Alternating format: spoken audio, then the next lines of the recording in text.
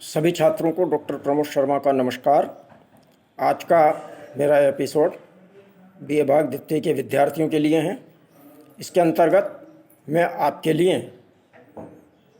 रीतिकाल का जो प्रथम प्रश्न पत्र है उससे संबंधित एक व्याख्या लेकर के आया हूँ और इसमें बिहारी जो है आपके पाठ्यक्रम में संग्रहित है। बिहारी के दोहे की जो व्याख्या है वो हम इस एपिसोड में करेंगे। देखिए, बिहारी के ये जो 3 दोहे मैंने यहाँ पे आपके सामने प्रस्तुत किए हैं और ये तीनों दोहे जो बीए भाग द्वितीय का जो हिंदी प्रश्न पत्र है उसकी परीक्षा से संबंधित बहुत महत्वपूर्ण है। इनकी व्याख्या पिछले वर्षों में कई बार पूछी जा चुकी है और संभावना हम करते हैं कि इस बार भी पूछी जा सकती है। तो इन तीनों दोहों की व्याख्या हमें कैसे करनी है, किस प्रकार से करनी है, ये सारी चीज़ हमारे को ध्यान रखना है। तो देखिए, तीनों दोहों के अंदर किस तरीके से बिहारी ने बहुत ही अत्यंत संक्षिप्त रूप के अंतर्गत कितनी गंभीर बात कही है, इसको हम समझने का प्रयास करेंगे। देखिए, पहला जो दोहा है बिहारी का, क्या कहना चाह रहे हूँ कि बसे बुराई जासुतन ताही को सन्मानू, भलो भलो कहें छाड़िए खोटे गिरह जब दान। इसमें रचनाकार ने ये बताया है कि अक्सर हम देखते हैं कि समाज में हमारे 2 प्रकार के लोग होते हैं। एक सद्गुणी अच्छे होते हैं, भले लोग होते हैं, और कुछ दुर्गुणी होते हैं, बुरे लोग होते हैं। हम देखते हैं कि सामान्य मनुष्य की ये प्रवृत्ति होती है कि बुरे लोगों से व्यक्ति डरते हैं और उनके डर के कारण क्या करते हैं, वो उनकी आजीजी करते रहते हैं, उनका झूठ माटी दिखाने के लिए मान सम्मान करते रहते हैं, क्योंकि वो उनको नाराज़ नहीं करना चाहते, क्योंकि उनके दुर्गुणों से घबराते हैं। लेकिन अगर कोई अच्छा व्यक्ति होता है और सद्गुणी होता है तो उसको कोई ज़्यादा तवज्जो नहीं देते, जबकि वास्तव में होना क्या चाहिए, हमारे को समाज का जो अच्छा व्यक्ति है उसको ज़्यादा महत्व देना चाहिए। दुर्गुण के दुर्गुणों का हमें विरोध करना चाहिए, उसके अनाचार अत्याचारों का विरोध करना चाहिए, पर अमूमन आदमी ऐसा करता नहीं है। तो हमारे समाज की ये जो प्रवृत्ति है उसके ऊपर किस तरीके से रचनाकार ने यहाँ पर जो है व्यंग किया है, ये इस दोहे में उन्होंने बताया। क्या कहता है कवि कि बसे बुराई जासुतन, कि जिसके शरीर के अंदर बुराई निवास करती है, जिसके शरीर में बुरे गुण निवास करते हैं, बुरी स्थितियाँ होती हैं, ताही को सन्मान, ये लोग बाग क्या करते हैं, उसी को सम्मान देते हैं। हालांकि मन में तो उसको बुरा समझते हैं, लेकिन फिर भी दिखाने के लिए, प्रकट करने के लिए उसको सम्मान दिया ही जाता है। क्यों? क्योंकि लोग उससे घबराते हैं, परेशान होते हैं, डरते हैं मतलब। और भलो भलो को छाड़िए, भले को तो भला कह करके छोड़ दिया जाता है, वो तो अच्छा आदमी ये कह करके छोड़ दिया जाता है। वो खोटे ग्रह जप दान, जैसे खोटे ग्रह के लिए क्या किया जाता है, जप और दान किया जाता है। मान लीजिए जो ज्योतिष के आधार पर, कुंडली के आधार पर जब हम देखते हैं तो जो ग्रह अच्छे होते हैं कि भाई इन ग्रहों के कारण किसी को लाभ प्राप्त होगा, ये होगा, उसके जीवन में विकास होगा, उसके जीवन में उन्नति होगी, उनके बारे में कोई कुछ नहीं करता।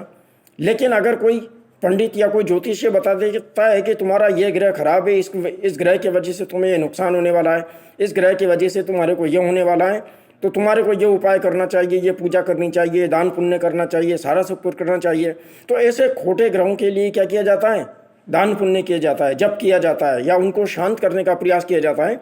तो समाज में भी हम देखते हैं कि मनुष्य क्या करता है, अच्छे लोगों को तो अच्छा है कह करके छोड़ देता है और ज़्यादा जो महत्व उनको नहीं देते हैं, परंतु वास्तव में जो दुर्गुणी लोग होते हैं उनको ज़्यादा महत्व देते हैं। ये एक समाज की बहुत बड़ी विसंगति हमारे को देखने को मिलती है। तो इस तरीके से रचनाकार ने इसमें हमारे समाज की जो दोहरी प्रवृत्ति है उसकी ओर संकेत किया है। दूसरा देखिए आप, इसमें उपयोगिता के आधार पर कोई भी जो वस्तु होती है उसका महत्व होता है, उस महत्व की ओर संकेत करने का प्रयास उन्होंने किया है। क्या कहता है रचनाकार कि अति अगाधु अति ओथरो नदी कूप सरुबाए, सो ताको सागरु जहाँ जाके प्यास बुझाए। कहने का मतलब यह है कि किसी व्यक्ति के पास में कोई चीज़ कितनी सारी है, कितनी कम है, उससे उसका महत्व नहीं होता। उसका महत्व उसकी उपयोगिता के आधार पर होता है।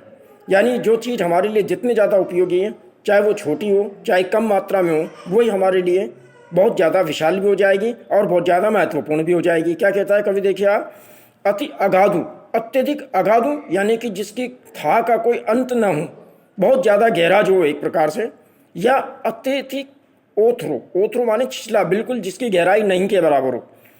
चाहे नदी हो, चाहे कुआं हो, चाहे तालाब हो। नदी माने नदी, कूप यानी कुआं, और सरू माने तालाब, बाई माने बावड़ी, वापी। कहने का मतलब है पानी के जो भंडार है, जैसे उदाहरण के लिए चाहे वो नदी हो, कुआं हो, तालाब हो, बावड़ी हो, कुछ भी हो, और वो कितना ही गहरा हो या कितना गहरा नहीं हो, यानी वो बहुत गहरा भी हो सकता है और बिल्कुल छिछला भी हो सकता है, तो उसकी गहराई से, उसकी विशालता से, उसकी आकृति से उसका कोई महत्व नहीं होगा। सोता को सागर सका, उसके लिए तो वही सागर है मनुष्य के लिए तो वही सागर है जाके प्यास बुझाए, जो उसकी प्यास को बुझा दे। मान लीजिए आपको प्यास लग रही है और अब वो नदी कितनी गहरी है, कितनी बड़ी है, कितनी छोटी है, कितना कुआं जो है कैसा है क्या है, उससे कोई मतलब नहीं है। लेकिन उसमें पानी ज़्यादा है या कम है, कैसा है, उससे हमें कोई मतलब नहीं है। केवल उसकी उपयोगिता वो हमारी प्यास बुझाने के ऊपर है। अगर वो हमारी प्यास बुझाता है, कितना छिछला भी है, तो भी वो हमारे लिए सागर के समान विशाल है, सागर के समान उसका महत्व हुआ है। कहने का मतलब कोई भी जो वस्तु होती है उसकी जो उपयोगिता होती है वो उसके सद्गुणों के आधार पर ही होती है। वो हमारी कितनी उस चीज़ को जो है पूरा कर रहे हैं, हमारी आवश्यकता को पूरा करते हैं, उसके आधार पर ही हमें उसके महत्व को आंकना चाहिए। केवल उसके आकार के आधार पर, उसकी प्रक्रिया के आधार पर, उसके रूप रंग के आधार पर हम उसके महत्व को नहीं आंक सकते हैं। फिर देखिए तीसरा जो दोहा रचनाकार ने यहाँ पे प्रस्तुत किया है वो है कि मरत प्यास पिंजरा पर्यो सुहा समय के फेर आदर देते बोलियत बायस बली की बेर। यहाँ रचनाकार ने यह बताया कि समय परिवर्तनशील होता है, किसी का भी समय एक जैसा नहीं रहता है। किसी का अच्छा समय होता है तो उसको बहुत महत्व मिलता है, और किसी का समय अगर बदल जाता है तो फिर उसको कोई महत्व नहीं मिलता। तो समय का जो फेर होता है वही व्यक्ति को महत्व दिलाता है अथवा उसके महत्व को कम करता है। यहाँ देखिए क्या कह रहा है, उदाहरण दे रहा है रवि। अन्योक्ति है, बहुत प्रसिद्ध अन्योक्ति है। जैसा कि आप जानते हैं कि बिहारी अपनी अन्योक्तियों के लिए बहुत ज़्यादा प्रसिद्ध है। मतलब तो क्या कहता है कवि रचनाकार कि मरत प्यास पिंजरा पर्यो सुहा समय के फेर। सुहा जो होता है, तोता जो होता है, जिसको बड़े प्रेम से पाला पोषा जाता है, पिंजरे में रखा जाता है, हमेशा उसका जो पूरी तरह ध्यान रखा जाता है, बार बार उसके दाने पानी की व्यवस्था उसका मालिक जो है करता रहता है। तो जिस सुबह का, जिस तोते का इतना ध्यान रखा जाता है, वो समय आने पर वो भी अपने पिंजरे के अंदर प्यास के कारण मरता रहता है। कोई उसको दाना पानी के लिए नहीं पूछता है। मरत प्यास पिंजरा पर्यो, कि पिंजरे के अंदर पड़ा हुआ, पिंजरे के अंदर बंद जो तोता होता है वो समय के फेर से, समय के बदलाव से प्यास के कारण भी मर जाता है। कोई पानी के लिए भी उसको जो नहीं पूछ पाता है। और उधर समय जब बदलता है, देखिए आप दो पक्षियों का उदाहरण है यहाँ पर। एक होता है कौवा जिसको घर के ऊपर आते हैं हम भगा देते हैं, और एक होता है तोता जिसको हम बड़े प्रेम से पालते रहते हैं। लेकिन समय समय की बात है कि जो है जिस तोते को हम पिंजरे में पाल करके काफ़ी कुछ सिखाते हैं, पूरा उसका ध्यान रखते हैं, उसके दाना पानी, उसके बढ़िया से बढ़िया व्यवस्था करने का प्रयास करते हैं, तो ऐसा जो सुहा होता है, ऐसा जो तोता होता है, समय के फेर के कारण पिंजरे में पड़ा पड़ा प्यास से भी अपना दम तोड़ता है। आदर दे दे बोलियत बायस बली की बेर। और बायस यानी कि कौवा, कौवे को भी बड़े आदर के साथ में बुलाया जाता है, बड़े आदर के साथ आवाज़ दे दे करके उसको जो बुलाया जाता है बली की बेर, यानी कि बलि के समय। अर्थात बलि का मतलब यहाँ बलिदान देना है। अर्थात जो हमारा श्राद्ध पक्ष होता है, उस श्राद्ध पक्ष के अंतर्गत हम क्या करते हैं, अपने पितरों के प्रति तर्पण करते हैं, और पितरों के प्रति जब तर्पण करते हैं, उनका भोग आदि लगाते हैं, उनका प्रसाद चढ़ाते हैं, तो सारा प्रसाद किसको पहले दिया जाता है, कौवे को दिया जाता है। तो उस समय हम क्या करते हैं, बलि की बेर के समय, श्राद्ध पक्ष के समय क्या किया जाता है, कौवा चूंकि दिखाई नहीं देता, आदमी छत पे जाएगा, इधर उधर जाएगा, पेड़ के नीचे जाएगा, और बड़े प्रेम से क्या करता है, कौवे को भी बुलाया जाता है।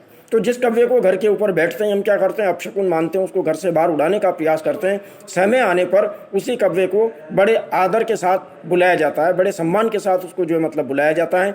और उधर जिस तोते की हम रात दिन क्या करते हैं, पूरी परवरिश करते हैं, उसको दाना पानी समय पे देते हैं, समय आने पर उस तोते को कोई पूछता भी नहीं है। तो कहने का मतलब यह है कि जो सारी चीज़ होती है वो समय के ऊपर निर्भर होती है, समय व्यक्ति का बड़ा बलवान होता है। तो जैसा कि साथियों आप जानते हैं कि बिहारी के जो दोहे हैं उनमें नीति, भक्ति, श्रृंगार, उपदेश आदि सभी कुछ हमें एक साथ देखने को मिलता है। यहाँ इन तीनों दोहों के अंतर्गत बिहारी ने किस तरीके से अपनी तीन धारणाओं का प्रतिपादन किया है, यह उनकी सबसे महत्वपूर्ण प्रवृत्ति है। अपने दोहे जैसे